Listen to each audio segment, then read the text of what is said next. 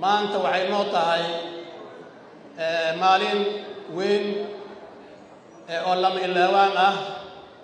waxay noo tahay dadka ku nool saddexdan gobol la isku yiraahdo Jubbaland maalin weyn bay u tahay sababtoo ah waxaan maanta halkaan lagu soo bandhigayaa sida wasiirka arrimaha dastuurka uu uga hadlayay dastuurkan horta waxaad ogtihiin dastuur markii la yiraahdo waa sanad wasiirku sharxay waa heshiis bulsho dawladda Jubbaland waxaa lagu bilaabay ahdi qarameed oo aan u maleynayo inuu ahaato 50 qodob baan dawladii ugu horeysay 2013 May jaamacadii lagu dhisay ahdi qarameedkaas baa lagu dhisay kadib 15 sanadka aakhirkiisii baa dastuurkan la sameeyay waa ogtihiin waxaa lagu ansixiyay saddexda gobol irgal laga keenay oo tiradooda aan u maleynayo 300 oo irga ah yaa ansixiyay waxaa ammaan ahaan loogu dhiibay baarlamaanka Jubbaland intaas waxaa ku socotay saad ogtihiin wixii aan ummadda maslaxad u ahaynna maadaama awood buuxda uu baarlamaanka u siinaayo in ay wax ka bedelaan iyagoo fiirinaya maslaxadda ummadda Jubbaland wixii aan loo baahnayna laga saaro wixii ay ummaddu u baahan tahay oo qodob oo xiraayana meesha laga saaro dubiyeysaasa ku socotay waxaa ugu dambeysay hadda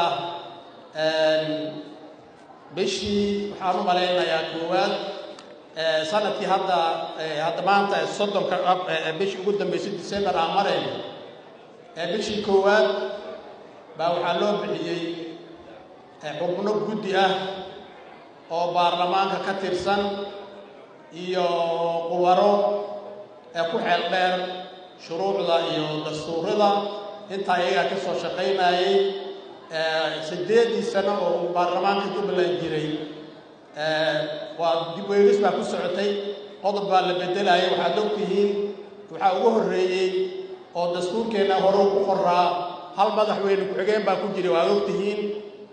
waxaa loo baahday iyadoo la fiirinayo maslaxadda ummadda waxay noqotay in laba madaxweyne ku xigeen ay dawladda Jubbaland yeelato waa la bedelay laba madaxweyne ku xigeen baa laga dhigay golaha wasiirada waxaa ku qoreed 15 maadaama ummadda Jubbaland degays ay ballaaran tahay baahideeda ayna kaafin karin waa la furay waa ogtihiin waa intii ugu muhiimsan baan idin soo qaadayaa waxaa ogtihiin iyadana muddada xilxeynta xukuumadda iyo golaha baarlamaanka waxay ahayd 4 sano iyadana 5 baa laga dhigay marka intii ugu muhiimsan baan idin ka soo qaadayaa waxaana loo intaa loo sameynayay maslaxadda ummaddan inaan la isla qabsanin dugajisiin baa ku jirnaa ay ummadda iska dhex aragto oo reer walba matalaad ku yeesho marka intaasuu soo maray kadib waxaa laga ansixiyey dib u eegistii markay dhammaatay baarlamaanka la keenay maalmaha laga dooday guddiga joogtada loo akhriyay markay ku qanceen baarlamaanka weyn la geeyay waa loo codeeyay waa laga saxiixay kadib baa waxaa loo diray daabacaad